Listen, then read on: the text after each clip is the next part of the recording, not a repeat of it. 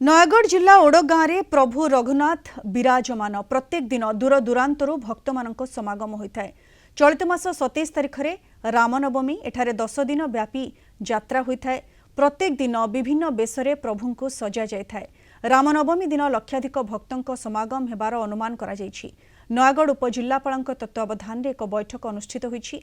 विद्युत पानीय जलर व्यवस्था करा जायछि। आईन श्रृंखला उपरे पुलिस नजर रखिबो। महिला माने धाड़ी रे आसी दर्शन करिवे। दिव्यांगों पई स्वतंत्र व्यवस्था होईछि। आमर जी अच्छा एग्जीक्यूटिव अफिसर सब कलेक्टर माने तत्वावधान एवं ओडगा पुलिस स्टेशन और तहसीलदार तत्वावधान सब शांति श्रृंखला केमी हम एवं सेवक मान सब बसिक आलोचना होती। शांति लोक दर्शन आसन करेंगे, शांति प्रसाद पाइबे एवं शांति जो लोक रे व्यवस्था कराई।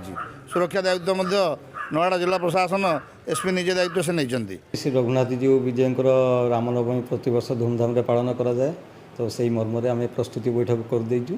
अलरेडी सब लाइन डिपार्टमेंट मान दायित्व अर्पण कराई धूमधाम रे वर्ष भी पालन करा शांति श्रृंखला एसपी को आम चिठी करूँ। प्लस पीवा पानी व्यवस्था खरा दिन माने सेपरेट धाड़ी व्यवस्था भी कराई। मेडिकल जो फास्ट एड व्यवस्था कराई। वॉलंटियर मान भी रखा हम शांति श्रृंखला। ओवरऑल प्रस्तुति चली ठीक ठाक। 27 तारिख आरंभ हम 11 दिन धरी चलो 7 तारिख सर।